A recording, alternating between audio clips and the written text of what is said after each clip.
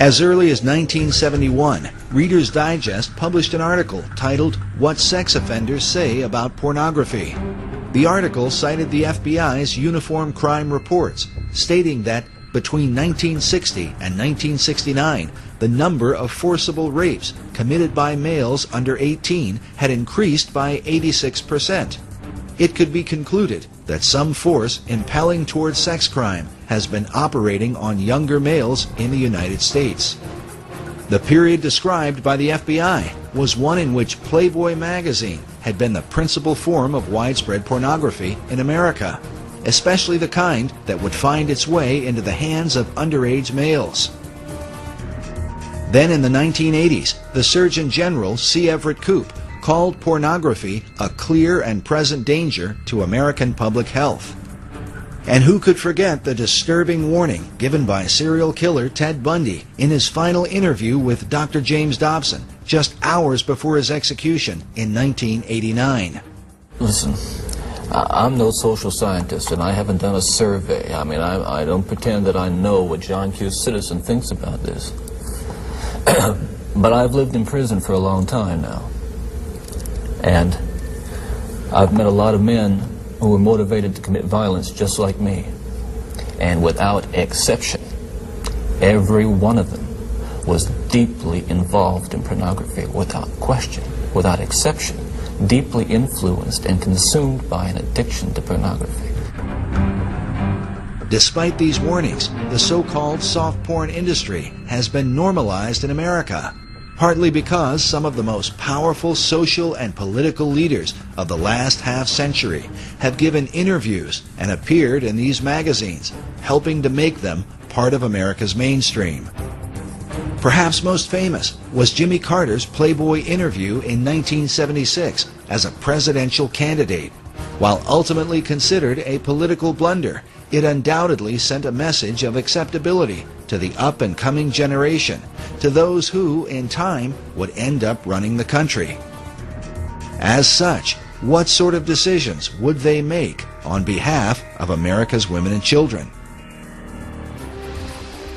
It is also important to consider that the warnings from Ted Bundy and the Surgeon General were given years before the widespread use of the Internet, where today pornography is available to the masses like never before in history. The Internet, I'm not trying to say is a real negative and dark thing. There's a lot of positive and good things coming out of the Internet, but people need to be aware of the dark element that the Internet provides to people. And it's in a very private, secret place, so people can keep can be anonymous. Whereas, 20, 30 years ago, to go to a porn shop, you'd have to go to a seedy part of town, and people would recognize you. It's not that way anymore. It comes right into your house. And that's why I think it's so dangerous. The idea that pornography doesn't really hurt anyone is a fallacious argument.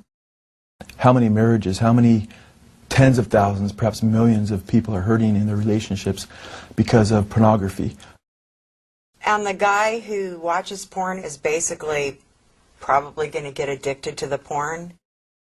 And if he does ever get married, sex is never going to be right because he's going to be so obsessed with the pornography that's not even real anyways. I believe that God intended sex to be between a man and a woman, a husband and a wife. You want to explain the images on the computer? This is nothing right here. Just because you're not out with some other woman doesn't mean that you're not being unfaithful to our marriage. And what else do you need? What do you need? I want my husband to be faithful. I want my husband to be a father to his children. I don't want him in his office watching pornography and telling me that he's trying to meet deadlines.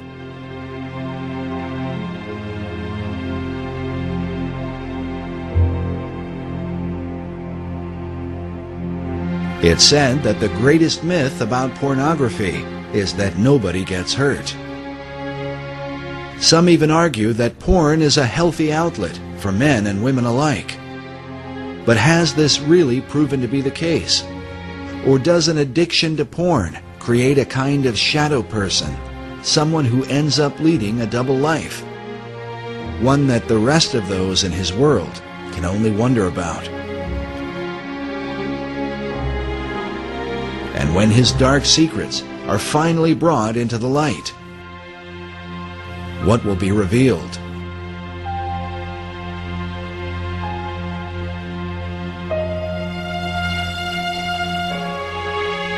One who understands the dark temptations of pornography is former Penthouse producer J. Gator Henry, who claims he narrowly escaped a lifestyle that became so extreme it almost landed him in prison. I'll say that, but for the grace of God, there go I when I see these men that are being arrested on the news. As a former producer for Penthouse magazine, Gator rubbed elbows with some of the big celebrities in Hollywood, including Ozzy Osbourne and Pamela Anderson. And as you would expect, his work exposed him to countless Penthouse models. Man, it was an ego rush to be around the most beautiful women in the world and then running around naked. And to a lot of men in America, I had the dream job. I mean, I was their hero. I was doing what everybody thought was the greatest thing in the world that a man could be doing for a profession. Gator believes his addiction to pornography began with a troubled childhood. My uncle had molested me when I was a child, and he ended up confessing that to me prior to his death from AIDS a few years ago, so I had that event in my life, and then I also remember when I was young finding a penthouse in my father's bedroom closet. And boy, I thought that was the greatest thing since sliced bread when I found that thing. And when you're at that age and everything else, and so I immediately was hooked on the whole thing. So it was kind of interesting that everything turned around and ended up working for Penthouse. And pornography, especially printed pornography, people think that Penthouse or Playboy or whatever is innocent. And I'm here to say that it's absolutely not. Having also a drug past myself, marijuana is a stepping stone in the drug world, Penthouse magazine or Playboy magazine is a stepping stone in the porn world. You start there, it's not going to end there. Gator claims that the steps on his journey through pornography led him into deeper and darker levels of perversion. Eventually, he found himself on the brink of criminal behavior. It got so bad where I would get on the internet. Again, I was just consumed. The ages of the girls I was looking at, in order for me to get the rush and to get that tingle, that buzz that I wanted to get from the sexual side of it, what happens is you start looking at younger and younger images, younger and younger pictures of girls. And what happened for me one day was the thought just slammed to me that I probably have done things and probably had images on my computer at that time that could put me in prison. I look at these men who abduct these young girls and they molest them and kill them, bury them alive or whatever they do, stab them multiple times and stuff. And I know that those men, like me, they didn't wake up, they didn't start off, they didn't grow up as little boys saying, oh, my ambition in life is grow up to be a child molester and killer. And I know for a fact that everything in the marrow of my bones, because I've been there, I've walked and lived it, that pornography took them to that place where just your average Joe comes to a place in his mind and in his being where he's so consumed with that fulfillment of that lustful thought and pleasure, with that thought that he has to fulfill it. And the fantasy becomes so overpowering and so all-consuming. And those are the guys that go out and take these girls.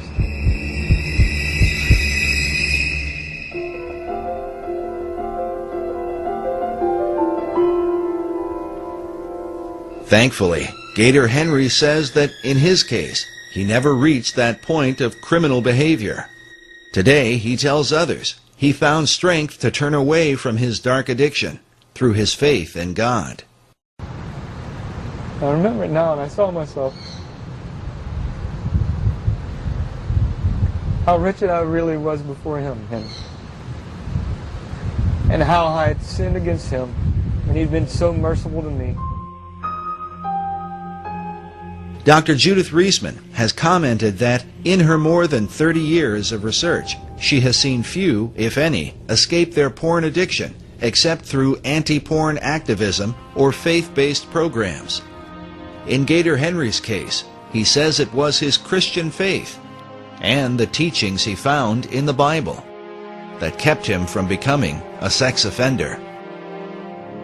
And what delivered me, what took me out of that, was plain and simple. Nothing but the power of Jesus Christ and the power of His Spirit through the fear of God. That fear might be summed up in the Gospel of Luke. When speaking about children, Jesus said, "It were better for a man that a millstone were hanged about his neck, and he cast into the sea, than that he should offend one of these little ones."